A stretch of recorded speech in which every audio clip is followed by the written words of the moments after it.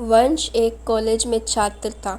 उसने एक डीलर के शोरूम में एक सुंदर स्पोर्ट्स कार देखी थी और वो लंबे समय से अपने लिए एक ऐसी ही कार चाहता था। वंश जानता था कि उसके माता पिता इसे खरीदने के लिए सक्षम हैं, इसलिए उसने उन्हें बताया कि उसे ये कार अपने ग्रेजुएशन कंप्लीट होने पर गिफ्ट के रूप में दे। देखते ही देखते वो दिन भी आ गया और पिता ने वंश को अपने निजी कार्यालय में बुलाया। उन्होंने उससे कहा कि मुझे तुम्हारे जैसे अच्छे बेटे पर बहुत गर्व है। उन्होंने उसे बताया कि वह उससे कितना प्यार करते हैं और उसे एक प्यारा रैपर से लिपटा हुआ उपहार दिया। वंश उस छोटे से गिफ्ट के डिब्बे को देख निराशा महसूस करने लगा, लेकिन वह जानने के लिए उत्सुक था कि ऐसा क्या था उस बक्से में। इसलिए उसने बक्सा तुरंत खोला और उसमें एक लाल कपड़े में लिपटी भगवत गीता देखी। आप इतने अमीर हैं और आप मुझे केवल एक गीता दे रहे हैं?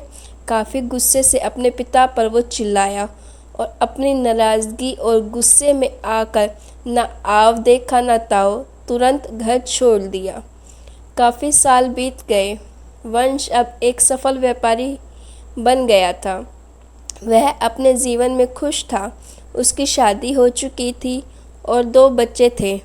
उनका परिवार एक सुंदर घर में रहता था, लेकिन उसके पिता के साथ टूटे रिश्तों के कारण उसकी आत्मा अभी भी आघात थी।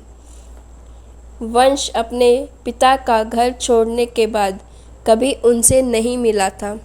वंश को उस दिन के बाद अपने पिता को ना मिलने का पछतावा हमेशा रहने वाला था, क्योंकि एक दिन उसे एक पत्र मिला जिसमें उसके पिता के निधन की खबर थी और साथ ही ये बताया गया था कि उन्होंने अपनी जीवन भर की पूंजी वसीयतनामे के अनुसार अब वंश के नाम कर गए थे।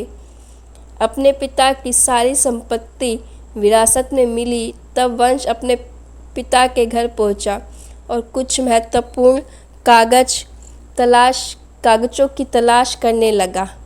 गलती से उसे वही भगवत गीता का उपहार लिपटा हुआ मिला, जिसे देख उसे फिर उसी उदासी का एहसास हुआ। उस गीता को उसने अच्छे से देखा तो उस पर अपने पिता की हैंडराइटिंग में कुछ लिखा पाया। उस पर लिखा था, मैं खुद को बेचकर भी हर सपना पूरा करूँगा तेरा, बस तू अपने सपने ज़रा बड़ा देखने। ये बोल रहा बाप नहीं, ज़िंदगी का सबसे पहला दोस्त तेरा।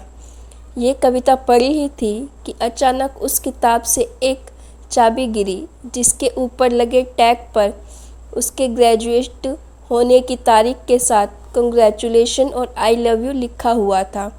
वंश के सर के ऊपर से उसके पिता का साया तो पहले ही उठ चुका था और आज उसकी ज़िंदगी की सबसे बड़ी गलती के बारे में जानकर उसके पैरों के नीचे से ज़मीन खिसक गई थी। इस दिन आनंद की आंखें और रूह दोनों पछतावे के आंसू रोई। तो गाइज़, आपको मेरी ये स्टोरी कैसी लगी? अगर आपको मेरी स्टोरी अच्छी लगी तो मेरी स्टोरी को लाइक कीजिए और इस स्टोरी को लेकर आपके जो भी कमेंट्स हैं प्लीज़ कमेंट बॉक्स में ज़रूर दीजिएगा। और ऐसी ही इंटरेस्टिंग स्टोरी सुनने के लिए मेरे चैनल को सब्सक्राइब कीजिए और साथ में लगे हुए बेल आइकन को भी दबा दीजिए, ताकि अगली बार जब भी कोई न्यू स्टोरी आए तो आपको अच्छे से नोटिफिकेशन मिल सके।